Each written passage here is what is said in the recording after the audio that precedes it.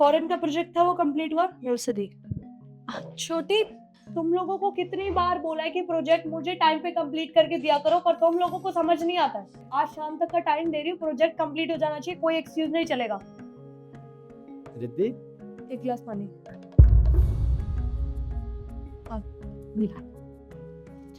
Hello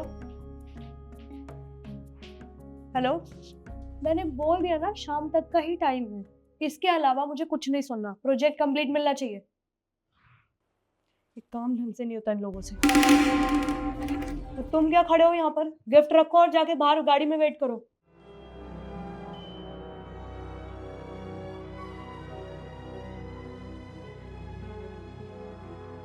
Riddhi, काम कैसे चल रहा है तुम्हारा? सब बढ़िया चल रहा है जीवन। रिद्धि, तुमने बताया भी नहीं तुम कब आई। वो दीदी फ्लाइट लैंड हुई सीधा तो मैं आपके पास आ गई, बताने का टाइम नहीं मिला मुझे। तूने अपने जीजू को नमस्ते नहीं किया? सॉरी दीदी, सॉरी जीजू, आपने देखा ना कॉल पे बिजी थी तो दिमाग से स्लिप हो गया। नमस्ते। नमस्ते, समझ सकता हूँ, काम ज़्यादा रहता है तो ध्यान नहीं रहता। जी। हाँ। आप लोग बताइए, सब ठीक है? हाँ, सब ठीक है। तुम बताओ, काम कैसा चल रहा है? सब अच्छा चल रहा है जीजू। वैसे आपने वो 20,000 की नौकरी छोड़ी या फिर अभी भी वही कर रहे हो? नहीं, वही कर रहा हूँ, और 20,000 नहीं, 22,000 सैलरी हो चुकी है मेरी, और मैं उसे कभी छोड़ना ही नहीं चाहता, क्योंकि जहाँ मैं जॉब करता हूँ वो मेरे घर के पास ही है, और मैं अपने परिवार से कभी दूर नहीं होना चाहता। पैसे कमाने के चक्कर में लोग अपने परिवार को भूल जाते हैं, और एक बार जो घर से बाहर निकल गया वो कभी भी वापस लौट कर नहीं आता। जीजू ये तो आपका मिथ है कि परिवार को टाइम देना बहुत इम्पोर्टेंट है। ठीक है, टाइम अपनी जगह है, पर पैसा भी तो अपनी जगह है ना। अरे आप पिछले 6 साल से तो ये 20,000 की नौकरी कर रहे हो, और पिछले 6 साल में आपके सिर्फ 2,000 रुपए बढ़े हैं। देखिए जीजू, जब कुछ बड़ा सोचोगे ना तभी कुछ कर पाओगे। तो शुक्र है मैंने आपके जैसी सोच नहीं रखी। अगर आपकी जैसी सोचती ना कि गुजारा तो चल ही जाएगा 20,000 रुपए में, तो कुछ नहीं कर पाती जिंदगी में। और आज देखो, इतना बड़ा सोचा है, 2-2 कंपनियां चला रही हूँ, अभी भी 4 बजे मेरी मीटिंग है। तो थोड़ा सा सोचो, कुछ बड़ा सोचोगे तभी कुछ कर पाओगे। अरे ये सब बातें छोड़ो ना, तुम इतने दिन बाद आई हो, मैं तुम्हारे लिए तुम्हारा फेवरेट खाना बना के लाती। नहीं दी, मुझे 4 बजे जाना है, मीटिंग है मेरी। अरे रिद्धि, 1-2 दिन रुक जाओ, इतने दिनों में तुम हमारे घर आई हो, अगर यहाँ रुकोगी तो हमें भी अच्छा लगेगा। तुम्हारे जीजू बिल्कुल ठीक कह रहे हैं, तुम काफी टाइम बाद आई हो, तुम्हारा फेवरेट खाना बनाऊंगी, तुम खाओगे तो तुम्हें अच्छा लगेगा, और तुम यहाँ हमारे साथ रुकोगी तो हमें भी अच्छा लगेगा। एक मिनट दी, अब आप दोनों के अच्छे लगने के चक्कर में मैं अपना काम धंधा तो नहीं छोड़ सकती ना। अब जीजू को ही देख लो, ये तो 20,000 की नौकरी कर रहे हैं, इन्हें तो क्या ही काम होगा। सुबह जाना है, शाम को आ जाना है। अरे मेरी 36 मीटिंग होती है, इवन बाहर भी जाना पड़ता है, आपको तो अच्छे से पता है। वैसे दी एक बात बताइए, आपने मुझे कहा था कि लव मैरिज कर लो, सब कुछ अच्छा होगा, हम दोनों मियाँ बीवी मिलके घर चला लेंगे, ऐसा कुछ कहा था आपने शादी से पहले, और आपकी ये हालत है शादी के बाद। अगर लव मैरिज में ऐसी हालत होती है ना दी, तो मुझे लव मैरिज नहीं करनी, मैं आपके आगे हाथ जोड़ रही हूँ। मैं तो ऐसा लड़का ढूंढूंगी जो मेरे स्टैंडर्ड से मैच करे, अरे जो मेरी ख्वाहिशें पूरी कर सके। अब जीजू को ही देख लो, 20,000 की नौकरी में आपकी क्या ही ख्वाहिशें पूरी कर रहे होंगे। ना आपको अच्छे से रेस्टोरेंट में खिला सकते हैं, ना आपको कोई शॉपिंग करा सकते हैं।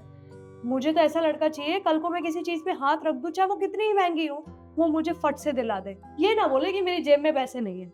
बस करो रिद्धि, इतनी देर से मैं तुम्हारी बातों को नॉर्मल करने की कोशिश कर रही हूँ, लेकिन तुम्हें मेरी बात समझ में नहीं आ रही। तुम्हारे मन में जो आ रहा है तुम वो बोल रहे हो। अपने से बड़ों का लिहाज करने आता है या नहीं आता? सामने तुम्हारे जीजू बैठे हैं, तुम उनसे इतनी बकवास कर रही हो, तुम्हें शर्म नहीं आती? मैं तुम्हारी बड़ी बहन हूँ, तुम मुझे कहोगी तो मैं सारी बातें तुम्हारी चुपचाप सुन लूंगी, क्योंकि मैं तुम्हें बचपन से जानती हूँ कि तुम कैसी हो। लेकिन नहीं, तुम अपने जीजू से इतनी देर से बदतमीजी कर रही हो, उनको बुरा भला बोल रही हो। किसने कहा तुम्हें कि तुम्हारे जीजू मुझे खुश नहीं रखते? वो मुझे बहुत खुश रखते हैं, मुझसे प्यार करते हैं, मुझे वक्त देते हैं, और किसी भी चीज की जरूरत होती है ना तो वो भी लाके देते हैं। और रिद्धि एक बात याद रखना, इंसान की ख्वाहिशें हमेशा बढ़ती हैं, कम नहीं होती।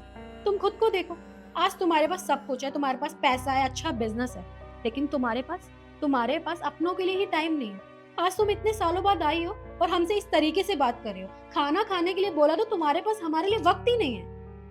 दी ये तो आपकी तो गलत फहमी है, और वैसे आपने एडजस्ट कर लिया, मैं नहीं कर सकती थी।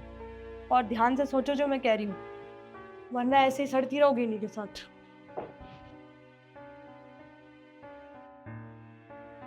मुझे तो समझ नहीं आता कि रिद्धि को कब समझ में आएगा।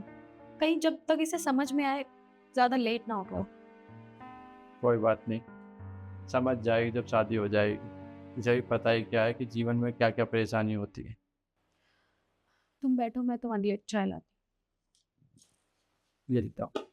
हूँ।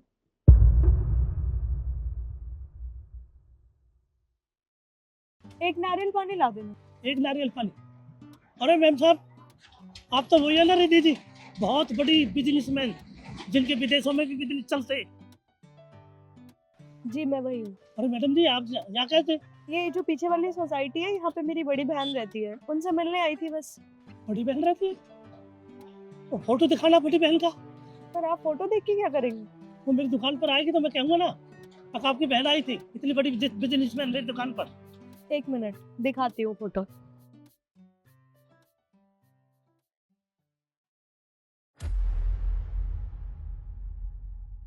क्यों, क्या हुआ मैम साहब, फोटो नहीं है क्या? है, वो फोन एक्सचेंज किया था ना, तो इसमें नहीं है, दूसरे वाले फोन में है।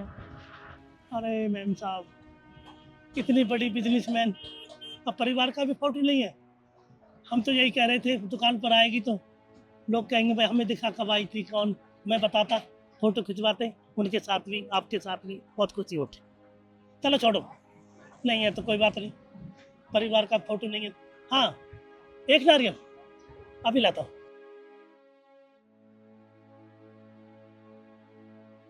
ये लीजिए मैडम।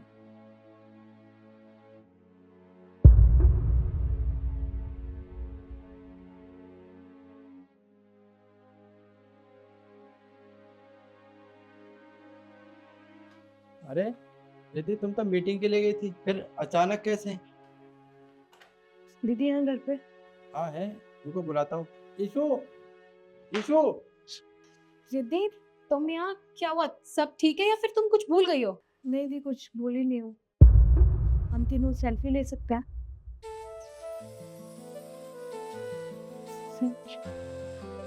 हाँ हाँ, क्यों नहीं। आइए।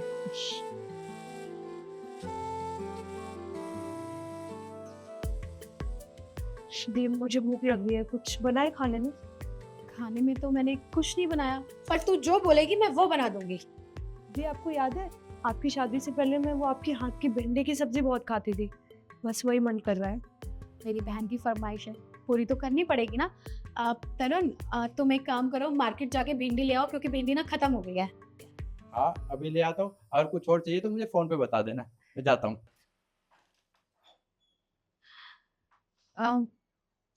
तुम खड़ी क्यों हो? तुम बैठो ना। दी, आई एम सॉरी।